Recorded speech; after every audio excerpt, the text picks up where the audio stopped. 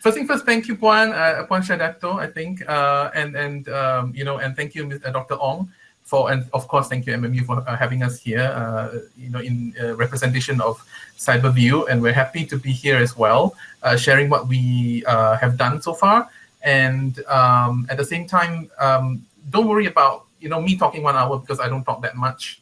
If you ask Misha, she can confess to that. I always talk less than she expected, and so I will probably leave quite a bit of time for Q&A.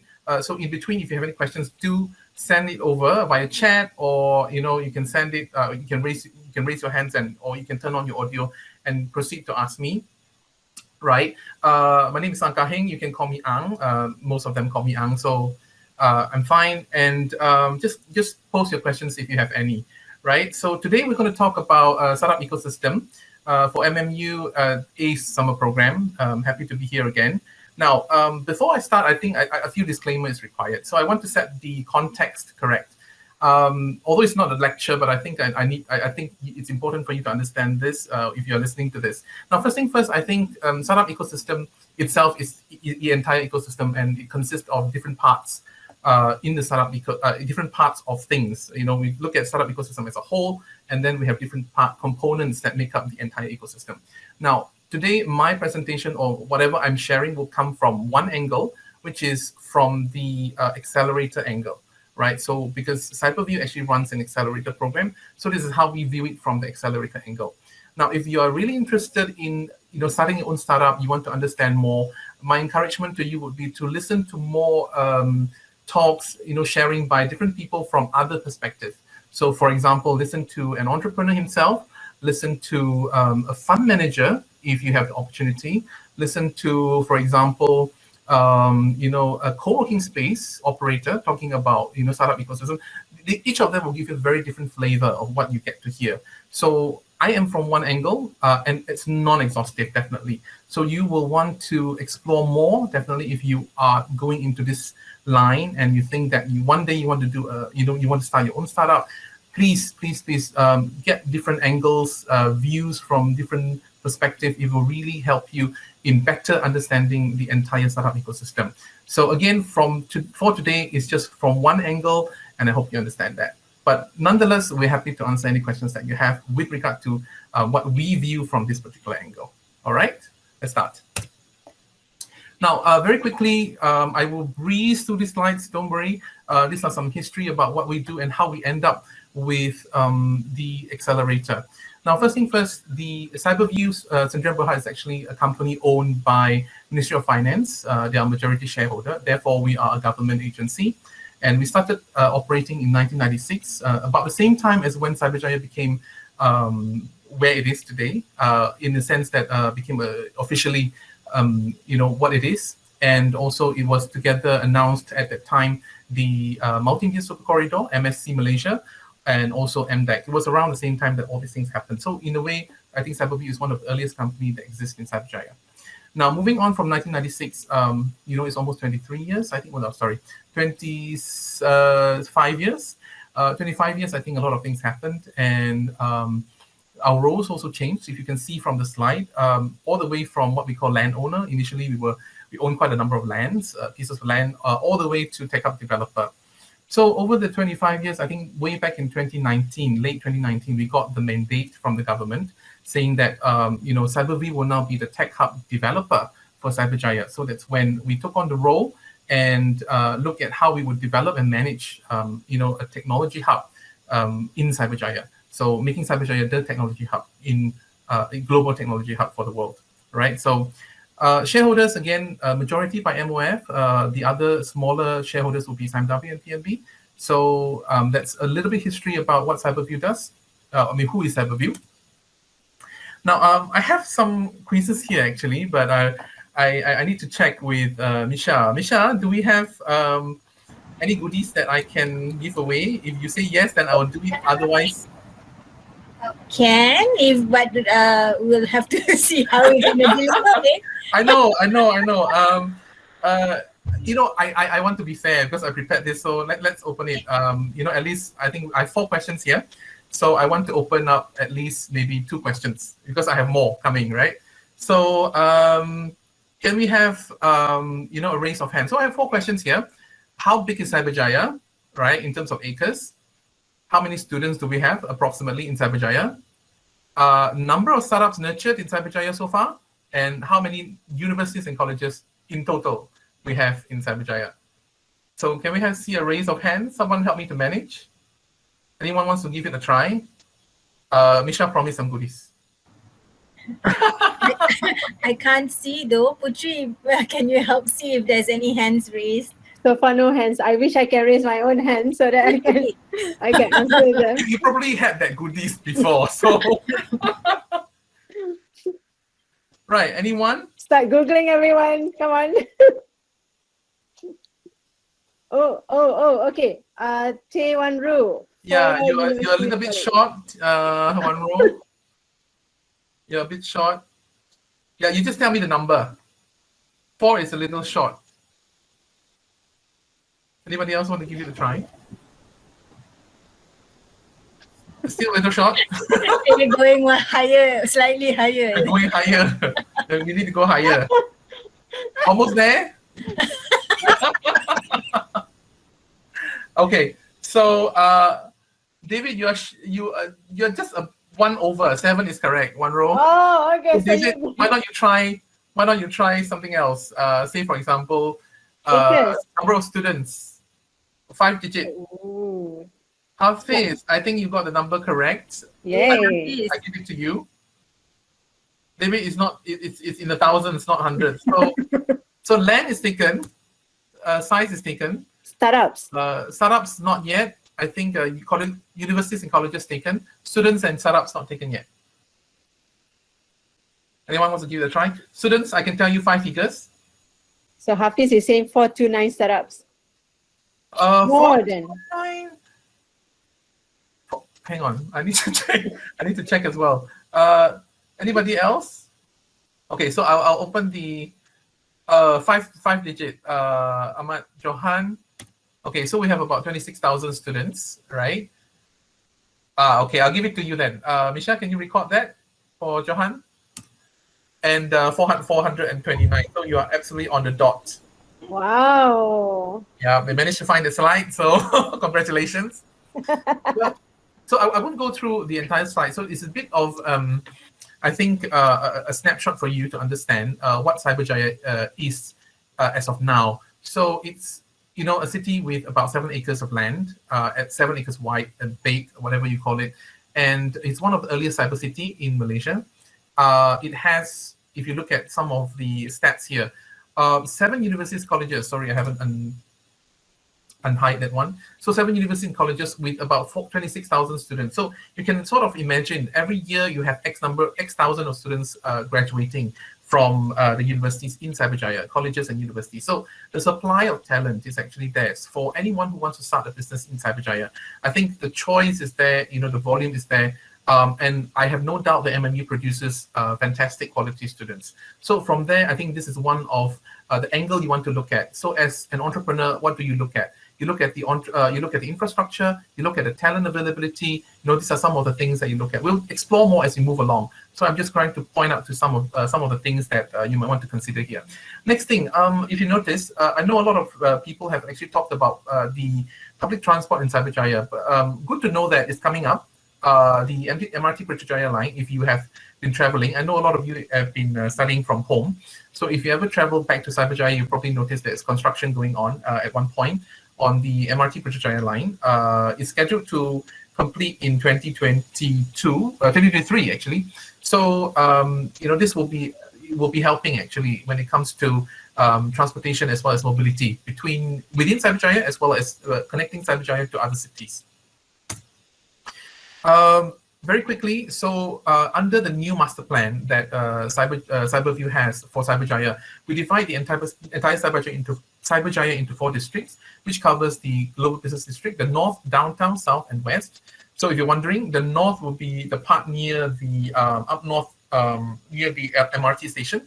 Downtown will be the commercial district, the MTech area, the malls, and so on. The southern zone will be where our office is. Anyone have been to the Cyberview office? That's the south zone. And then on the west will be where MMU is, right? So north, downtown, southwest. So why are we demarcating into these different zones? Because we have specific plans for the south zone, in a sense that we identified three main clusters that we would want to develop for the South Zone, which is the Innovation District. Now, we have smart mobility, smart healthcare, and digital creative. So these are the three main clusters that we want to develop. Within that, you can see in the slides yourself, I'm not going to read out. So there are different things that we talk about, within smart mobility. So it covers things like on-demand mobility, maybe, micro mobility, aerial mobility, things like that. Smart healthcare, big topic now, that pandemic situation. So how do we make ourselves healthier? How do we fight against, a pandemic like this in the future? What do we do in helping, those who do not have, privilege to have vaccines and things like that. Digital creative has always been one of the key component of growth. So when we're at home, I think other than studying, the most that we're exposed to is definitely digital content. I don't know anyone still watches TV, but if you watch TV, then it probably is going to be streamed, right? Stream content, and YouTube, right? It seems to be part of our lives now. And then TikTok, right? Let's not fake it. So, and then we have all the rest of the short video platforms that we have. So a lot of the digital content that we're being exposed to. And so all in all, smart mobility, smart healthcare, digital creative. So these are the three main clusters that we'll be focusing on. So a lot of attention, resources will be put into that by focusing on these three clusters. Now, very quickly, I just want to highlight that because Cyberview is, the developer, we are a master developer in Cyberjaya. Therefore, we have investment properties, we have buildings, we have offices for sale and rent, as well as we have lands for sale. That's just all I want to say, right? Now, a little bit that some of the things that we work on concerning startup ecosystem is we actually own and operate a co-working space, at least one, all right? We have multiple actually. So I'm featuring one here, which is Co-Innovate. So if you've ever been to our office, Cyberview is actually at the South Zone, near Magic, opposite of Recascape. So Co-Innovate is actually located at level 2 of our office. Now, it's a co-working space that we have rooms for 2 to 3 packs, or the maximum, I think, to 5 packs, as well as fixed desks, meaning that tables are, it's open concept. You pick a table, and that is your table that you rent. So this is what we meant by co-working space. Now, if you are interested, you can come and have a look, once the pandemic is, or once the MCO is lifted, or the SOP allows you to do so, then we're more than welcome to host you in the location, right, in the venue. So they let you have a look what it is like in a co-working space. Now, Recascape itself, it's a new concept that we have developed. It's something like a smart retail concept that we want to have in Cyberjaya.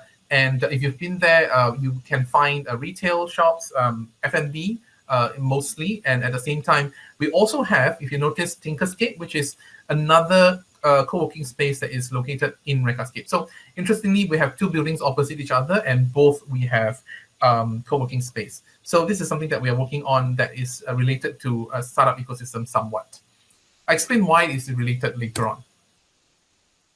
Now, on what Cyberview is doing to assist the ecosystem, we have 2 main components or 2 main pillars that we look at. One is on the smart city, or one is on living lab. So smart city will be a concept that we assist and we work together with the what we call a local council, a local authority, to make Cyberjaya a smart city. So multiple things that we're looking on. Smart city is a big concept. It covers quite a few pillars. If you're interested, I can also try to answer some of your questions. I have a colleague specifically working on this, trying to work with the authorities to see how we can turn Cyberjaya into a smart city. Now, moving down to Living Lab, it's where we look at the ecosystem specifically and to develop programs to assist in each of the pillars. So if you look at the 4 items that we listed down there, number 1, talent. So if you have heard of some of what my colleague Misha is doing, so she is very deep into what the talent program is doing. So I think she's in touch with MMU quite a lot, in talent development programs. Now, talent, we look at 2 things. Number 1, talent that is in the university, meaning that those who are studying about to graduate. At the same time, we also look at, talent who are in the job market, talent who are very young. So K-12 undergrads as well as professionals. So these three is one pillar, and then we look at the second pillar would be on those the demand from the companies. So we want to see how we can assist the companies talent as well. Those are already working as a professional, right? So we divide into the demand and supply side. Now, when it comes to accelerator, this is what we will focus on later on a breakdown on what we do. So when you go to accelerator program, you are a startup. So what do you get out of the accelerator program? I will talk a bit on that one later on.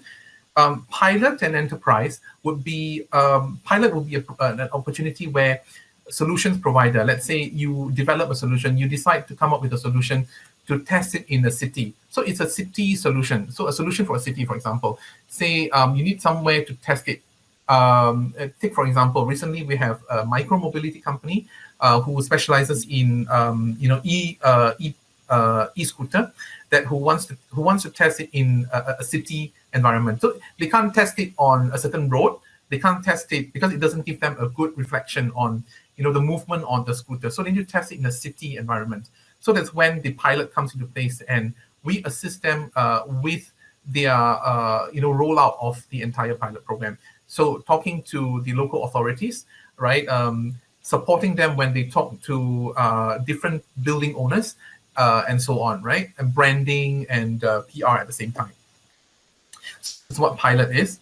Then last but not least, enterprise. So companies, especially SMEs located in Cyberjaya, will receive or will actually be exposed to some of the programs that we do specifically for SMEs, trying to assist them, right, in what they need the most. So whether access to funding, access to market, right, access to talent. So these are the things that we also assist them with, right? Very quickly, moving on again. Talent programs, I'm not going to go through very long here. So we have actually looked at the talent programs, like I said, on numbers trained, 4,400.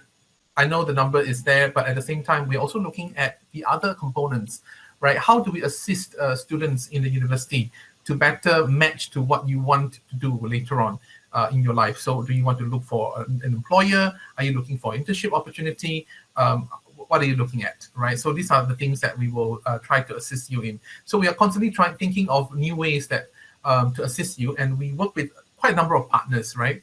So for all you know, actually, the government has spent quite some money or funding in terms of developing talent development programs.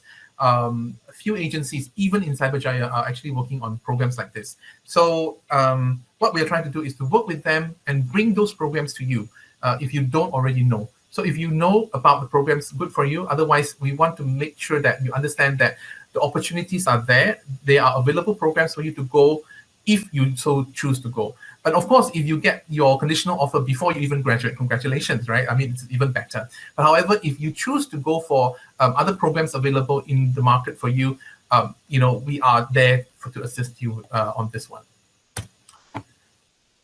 Right. So finally, we arrive at the accelerator. So numbers will need to be updated. I think at the moment, we are at 85 startups, right? We started in 2013. It's a program that we have run for coming 8 years. So we have exceeded, I think the investment numbers, all these things is a bit old, but 87 million investments, 218 cumulative revenue for all the startups, as well as more than 500 jobs created. So these are some of the numbers that we've recorded. And some of the startups you might have heard, you might not have heard. So I will pick up a few. So I'm not sure whether you heard about the Lorry. They are one of our earlier alumni, together with Bill Please, together with Medcard.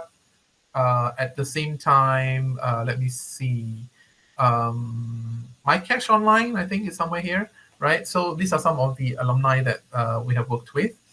The latest cohort consists of 5 startups as well. They just been, how should I say it, admitted this morning. They started the program this morning for the period of 5 months. So if you want to look into startups, that you might want to consider accelerator program as well. Okay, so now, so assuming you're fresh graduates, there are actually 3 paths for you to go in general, okay, in general. So of course they are not exhaustive, but there are generally 3 paths for you to choose from. So as a fresh graduate, what would you do after you graduate, right? So opportunity for maybe one more who wants to try to name one of the path as opportunity for you to get a goodie from us. Anyone? What would be one of the paths that you will end up with after you graduate? Anyone wants to try? Entrepreneur. One row, you already got the goodie. No point getting two sets, right? Thank you. So yes, entrepreneur. Anyone else want to try entrepreneur taken?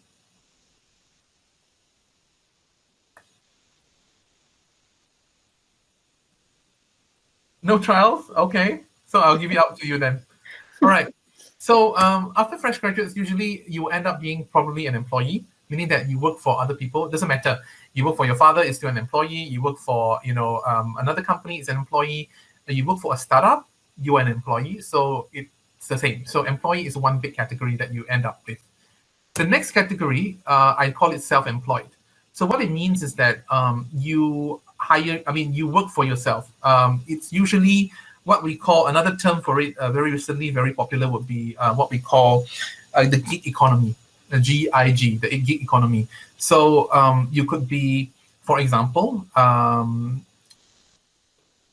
video producer. So if you're good at shooting videos, you could be a YouTuber, right? If you have enough views and you have enough views to actually generate advertisements, you can collect some fees from the advertising fees, and you could be self-employed, right? So that is another example of self-employment. Another very simple way of looking at it is, I think, to a certain extent, Grab drivers, right? So those are actually self-employed as well, if you are doing that alone. So that is also self-employed. The different spectrum would be when you're doing things, digitally. For example, if you write for other people, you are a writer for the for websites, you blog, those will be one way. YouTubers, TikTok, producers, TikTok videos producers, you are what we call, in a way, what's the word for it? Opinion leaders, KOL, key opinion leaders. They call it key opinion leaders. Yes, thank you. So KOL, you would also be classified as self-employed, in the sense that you do what you want, right? And then you get money out of it. So that's the second category. The third one would be entrepreneur. Now, again, over here, the category is very big, very wide. So it covers things like you be your boss. You can be your boss if you open a cart selling kueh. You are your boss. You can open a restaurant. You are also your boss. You can start a healthy food line, a healthy food product line. That is also entrepreneur. So it all depends on how you want to look at entrepreneurship. So different types of entrepreneurs exist in Malaysia, in the world. So it all depends on how you want to look at things, right? So like I said, you own a stall, you own a truck, a food truck, you are still an entrepreneur. So it all depends on how you want to look at that. So three categories: employee, self-employed, and entrepreneur. So these are the typical pathways that you will have once you graduate, right? So let's zoom into entrepreneurs. Let me skip this. Okay, so when we talk about entrepreneurs, I will focus a little bit on what we go through. So assuming in the CLLA program, so the Cyberview Living Lab Accelerator program, so assuming that you want to start a startup, right? And once you start a startup, what are the things that you will look at? Now, why I pick up the topics from our program is simply because I also want to show you what do we assist the startups coming into our program. So then you know what are the things that you need to look at as a startup, as a founder of a startup, right? So number one, let's start from the top. Okay, solutions or product. So as a startup, first thing first, you will be expected to have a product or a solution. It could be at any stage. It could be a proof of concept. You could have actually developed the beta product, or you could have actually commercialized the product. Doesn't matter. So you need a solution or a product for your startup. So that's one thing that you need to understand. What we will go through with the startup is that we will want to see if they actually have thought through what the product can do, how it can survive in the current market situation, how it can survive in the later market situation, because there are different predictions on how long the pandemic will sustain. So these are some of the things that you need to think of. So for example, you're doing testing kit now, right, for the rapid test for COVID-19. So the question is, what happened later, right? So if there are more people producing the rapid testing kit, and it's 1 year later, 2 years later, and you still have that one product, can you still survive? And if you want to change, how do you change? We call it pivoting, right, into another type of product. So this is something that you might want to consider, right? Products number one. Now let's look at the second one. To the right of me, business model. Business model is basically how you make money. So you want to consider how you want to make money from that particular product. It's there are many ways, to be frank. The most usual one is you buy a product. So for example, if I set up a line, a healthy product line, so I sell the healthy nuts and dried fruits, right? If you do that, then if I sell a product to you, you pay me cash. That's how I make money, right? And they call it D2C, meaning that I sell directly to the customer pay me money, right? So that is my business model, straight out, right? Direct selling. Now, if you are looking at an IT product, sometimes you have other models like subscription basis. For example, you look at how YouTube does it. So if I subscribe to the YouTube premium service, then I pay them every month. They charge me X amount every month, right? And they, in return, they provide me certain services, which basically they take out the ads from the YouTube videos and so on. It could be different level of subscription as well. So like, for example, again, YouTube example, they have YouTube Premium, they have YouTube Music. So music gives you a different thing, the premium gives you a different thing. And each of the types of subscription is at different price points. So these are some of the things that you consider when you are working on your solution, your product. How do you want to commercialize them? How do you want to sell those products? Because not everything can be sold like, okay, give me 5 ringgit, I give you one product. It doesn't work like that. So business model is another thing that you want to consider. Okay. The third thing is mentor. Mentor is also something that is very important because having someone talk to you in the line that you're in or somewhere that's very near would give you a lot of perspective at a very early stage of your startup. So having the right mentor can assist you a lot. It's something like finding the right lecturer, a right tutor that sort of open up your mind, say, so this is the one that I need to do. Okay, this is the thing that I should consider. This is what I'm lacking. So a good mentor will actually help you a lot. So in our program, we also assist the companies to see if we can find the right mentor for the different aspects that they are concerned with.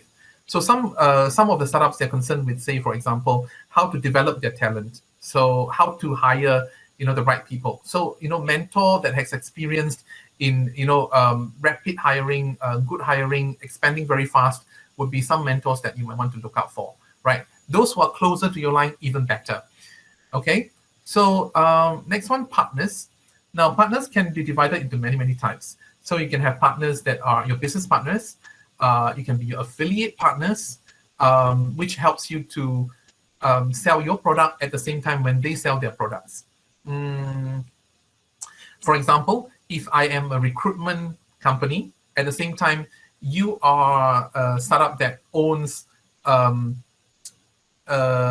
management software, right? A HR management product. So I can also sell your product together with my service. So that's what we call affiliated, to a certain extent, affiliated marketing or referral in that sense. So different types of partners, right? It can be marketing partners, it can be business partners, affiliated partners. I mean, it's the possibility is endless. So again, this is where we look at them as well, how we can assist them in finding the right partners.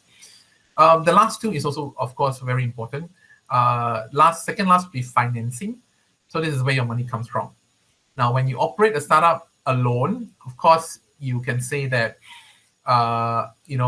my cost is what I eat, where I live, my internet line and things like that. But when you start having people, you have a partner, you have a business partner, or you have your co-founder, you have staff, you have workers, right? Eventually, you have to hire.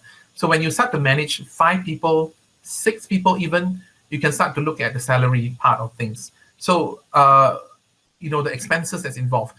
So do you want to provide laptops to your workers, right? Because they are employees. They are your employees. They are not your co-founders per se. So as an employee, when you are hired by a startup, you still want to get paid, right? You still want to get the basic benefits. I want to be given a laptop to work on, so I do not want to have to bring my laptop to work.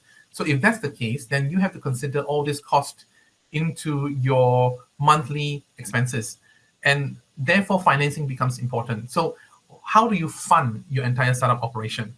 So at the very beginning, you have one person. It's fine. So for how long? 6 months? Fine. So then you hired 5 people, then for 6 months. So how do you do that? So 6 months times 5 times salary times whatever, depending on what you're giving, EPF, SOXO, all these things becomes a cost, right? Your laptops, your internet line, things like that. Entertainment, you have meetings, you go to Starbucks for coffee, all this is actually expenses. So you need to actually get someone to finance. So then you have to start thinking, do you use your own money? Do you try to borrow money from someone? For example, your friends and your families? Do you try to get funding from angel investors? Or is it equity crowdfunding? Or are we talking about, say, VC, venture capital? So each of these different types of fundings will actually give you different leverage. So some will want shares, some will want you to pay them back interest. So different way of financing your startup will give you a different outcome. So things like this you have to consider. Of course, in general, I think for us in CLLA, many of the startups typically go for venture capital funding. So that's one thing that they normally look out for. Of course, not discounting that there are so many other ways of funding your startup as well that you can consider, right? Last but not least, growth. This is the part that is also very interesting. So you have a product, right? You're selling this, say, for example, health food line. Okay, you created the health food line that you want to sell to the entire Malaysia and then export to Singapore and Thailand. Okay, so the question is, how do you do that? So how do you start from selling to your neighbors, selling to your friends' companies, to selling to the entire Selangor, to selling to entire Malaysia, to selling to Singapore, to selling to Thailand? So there are a lot of things that you need to work on. It could cover a lot of different things. It covers things like marketing. It can cover things like how do you want to expand your reach. It could be that based on the business model, how do you want to work on the growth? If you are B2C, for example, how do you get to more customers directly? But if you then consider that, I want to change my business model, I want to add on another model, saying that I want to sell it to a reseller. So how do you find a reseller? How do you find a partner to resell your products? So that could be another way of thinking of growth. So then the question of growth is, we will assist the company in determining what's the right way or what's the best way to actually grow their market reach, right? So you want to maximize your market as fast as possible, usually trying to capture the market share, because for all you know, in 1-2 months later, someone else with similar products will come up and capture that particular market. So this is something definitely you want to consider, right? All in all, these are the different aspects that we cover under the CLLA program. So at this point, I want to give it a quick break to receive any questions, because I think the last 2 slides will be the main thing that I would talk about. If you have any questions on this slide. Does anyone have any question? You can turn on the mic, or you can just put on the chat box if you have any.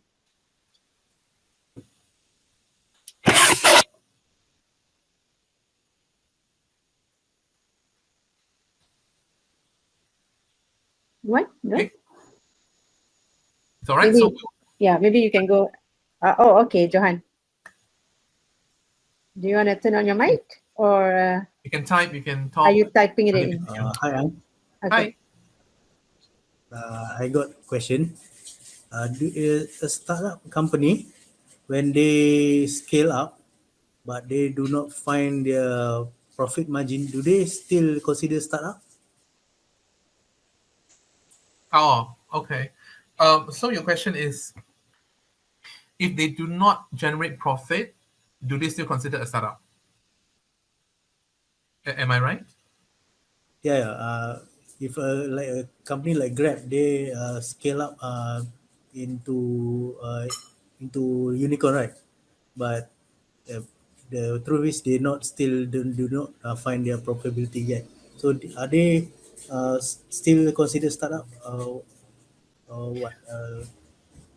I, A legit company. I think okay, I'll talk from the profitability point of view instead of talking about the definition, because I feel that whether the name is startup or not is one thing, but I think you bring up a very good point. A lot of startups, even though when they get to a certain size, they are still not turning green yet in terms of profitability. I think it's probably due to what has it's like how do you put it? It seems to be not just any particular startups in Asia. It seems to be what is happening in the West as well.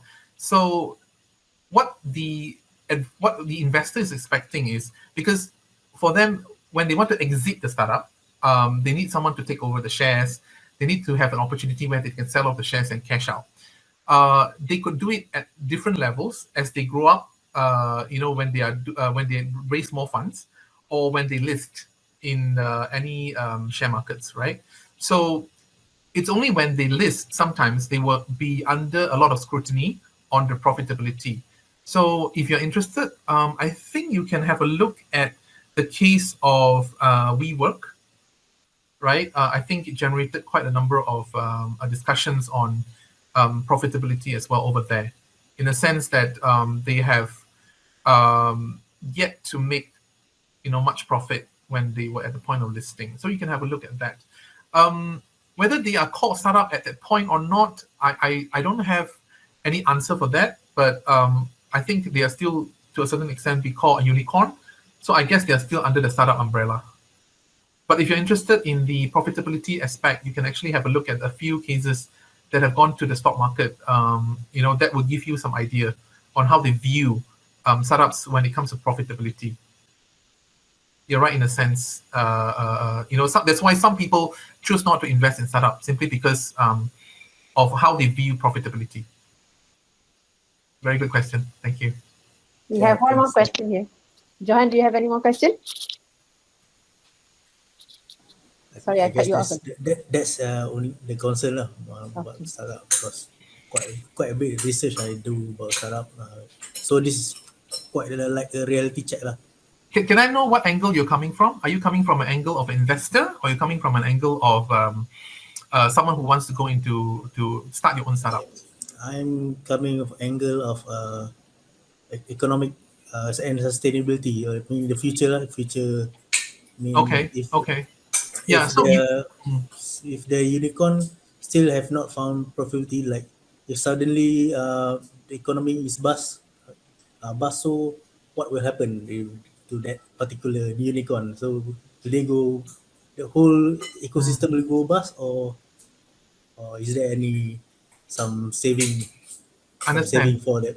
Understand. So for that, I would recommend you a couple of cases. Look at WeWork. Look at the recent one. I'm not sure how much you have access to, because I read Mandarin, so I can have access to the case. Luckin Coffee in China. You might want to have a look at these two companies. So they'll give you some perspective on profitability. Okay? Okay. If you reckon me, actually one of the intern before 2020. Intern I look at your photo. Yeah. You look familiar. Hi. Hi, Ang.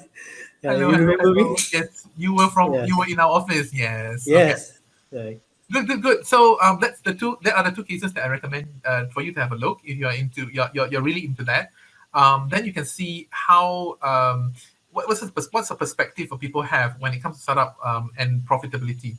Because you are correct in the sense that there are some startups who are at certain size who are still not making profit yet. They're making a lot of revenue but not profit yet, right? Thank you. All right. So we have another question. So this is from Hafizuddin. How many startups fail, and what is the rate of failures in Cyberjaya? Very good question. There was a study done. The number is daunting. So I'm not sure whether the number is still valid. There are a lot of numbers. Okay, let me do it this way. Okay. Why there is no agreed answer? There's no agreed answer. Okay, long story short. Why is there no agreed answer? Is simply because there is also no way to calculate the base. So if you're doing mathematics, right, we need to X%. Let's say I quote you a number. So you have the base, the denominator, and what's on the top. So there's no way to establish the base, because if you think about it, how do we know how many startups are out there in the market at the moment? For example, I ask you a question. How do we know? So in Cyberview, what we do is that we have to do it on the ground. So we do a survey. We keep track on the alumni that we worked with, and that's how we got the numbers. But if you ask me, in the entire, even Klang Valley, right, or Selangor, how many startups are there? How do we really calculate? Because don't forget, a startup that have started 3 months ago could have been disbanded because 2%, right? 2%. The co-founders and the founders have disagreement over how they should proceed with the business, and they close down the startup. And for 3 months, nobody could have noticed that they even existed, right? What I could say, in general, people would agree is that more than half, easily more than half. That's number one. Sorry, the second part of the question, I was focusing on the first part. The rate of failures in Cyberjaya. It's about the same. For the startup ecosystem, I think it's about the same. It's where you started from and where you end it. So in general, it would be the same. We wouldn't say that the rate is a lot different, but the only thing that we can say is that if you start up in Cyberjaya, how we have, because we have the, like I said, all the programs to assist you in the ecosystem, right? That might be able to help you to reduce the percentage a little bit from there. Because what we're trying to do in Cyberjaya is that we are trying to, let me see, Misha said something. Yeah, she said it's about 60 to 70% because basically some pivot, so they don't call it as a failure. Right. Now, the advantage if you are in Cyberjaya is this, because we have, I'm not trying to, blow it out of proportion, but we have an agency in Cyberjaya, at least one, right? So agency in Cyberjaya that deals with the businesses in Cyberjaya. So rest assured that if there's needs, there is assistance required, when it comes to the business issues, then we are able to be there to help, to assist the company, right? However, let's say if it's an example of what I mentioned just now, right? So 2 founders, and then both of them had disagreement, and you sort of ended the startup. Of course, I think that cannot be reversed, right? But if there is any assistance that we can provide in terms of the business side of things, and you're in Cyberjaya, I think you have a better chance to get it solved with the assistance that we provide over here in Cyberjaya. Because if you notice, we have at least one agency in Cyberjaya that deals with the different types of companies, right? There are in Cyberjaya. All right. Okay. So that's the question. That's all the questions for now. Okay. I have 10 more minutes, or 8 to be precise. Right. So last but not least, I'll just go through very quickly on another angle. So what we feel are the companies or are the components in ecosystem partners. Now, last chance for you to get any goodies, right? So I named here 2. One is the tech companies. Now, tech companies will be the technology provider. So as a startup, when you start your company, you constantly want to look out for solutions that are easy to use, that are fast, that allow you to do what you want to do. For example, you want to, you're setting up a business, there's an online business, right? You're a startup and you want to be able to charge your customer. The tech companies will provide you with what? The payment gateway, because you don't want to be programming your own payment gateway, right? Because then you probably need to have licenses from Bank Negara and so on. You want to have existing products that can help you with that. So the tech companies is there to provide you with the different solutions. You want to have a cloud-based solution. So you want to have the cloud solutions for you. You want to be able to use Amazon. You want to be able to use, say, the local providers, be it TM, be it Exabyte, and so on. You can use whatever solutions that's provided by the tech company. So they are an important piece of the puzzle where they provide technology to the startups. Corporate innovation will be where it's becoming more important as we move along, where the corporates, the big companies, are actually working with startups to generate solutions for the corporation. So instead of cracking their own head, so what corporation now do is that they will work with startups to see if they can generate innovative solutions for their organization. So this is getting more and more prevalent, and we have actually worked with recently our partners Nexia, where they are starting this corporate innovation program at the moment, right, as we speak as well. So anyone want to give it a try? Who else would be the ecosystem partners? It seems to be a very quiet group, but it's okay. I'll give it a try. Last chance. Once, twice. Okay, so I'll give it away. Now, there are the rest, or these are the rest of the ecosystem partners that we feel should consist of the puzzles that fulfill that gives the entire picture. Talent, right? So we need universities, of course, right? Startups or not, you need employees, right? Employees come from where? It comes from universities, it comes from the existing market, and so on. Includes other colleges and so on. So talent developer is important, and the talent in this case also includes training as well, training providers as well. When it comes to certain courses that you might want to take, if there are things that you are learning from scratch. For example, you are a business grad, but you want to go into programming, and so happen that you find that, wow, programming seems so easy for me compared to my friends in computing courses. I seem to be able to grab it like that. So the opportunity for you will be to attend some courses provided by training providers, and then you get the grasp of the skills that you want and go ahead with it, right? So that's the talent, the talent part of things. Market access, very important. So how do you get access to different parts of the market? How do you get to your customers? How do you get out of Malaysia? So once you are big enough, how do you get to Thailand? How do you get to Indonesia? Indonesia seems to be one of the very famous market now because of the population. Thailand, Singapore, how do you get to Myanmar? Emerging market, even in that sense, Laos, how do you get there? So these are some of the things that you want to consider. So there are players in this field that will sort of complete the ecosystem for you. And of course, funding, I wouldn't say more. We have just explained. Incentives and support that will cover things like accelerator program, like what we are doing here in Cyberview. Incentives would provide things like assistance, for example, if you want to get foreign workers, let's say your partners are from overseas, possible. Let's say you go for exchange program and you found out someone that has the same passion as you, and two of you want to start a startup, but you decide to start the startup in Malaysia. So you want to get your partner here to Malaysia. So the visa support is important, right? Having that policy is good. Now we talk about also, do we have any support to help the startups, right?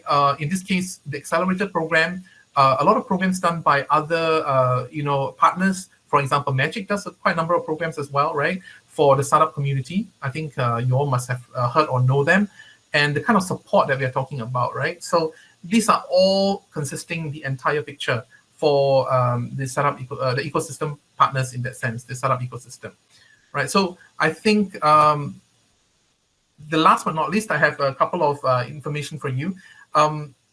We have Cyberjaya Investment and Services Center, which will allow you to understand more about how to set up your business in Cyberjaya if you need more information. So where do you get access to this? Where do you find out that? How do you set up business in Cyberjaya? Can you find any, for example, locations in Cyberjaya that you want to set up an office in? So you want a room that's 5, instead of a table's too small for you. So Cyberjaya Investment and Services Center will address the business facilitation, the business location, as well as the city services issues for you. So they are the one-stop place for a lot of your inquiries, especially on businesses, if you decide to set up business in Cyberjaya, right? And then that's about it for my sharing today. I mean, I'm just on time. So Yeah. I watch my time. So if there are any more questions from you guys,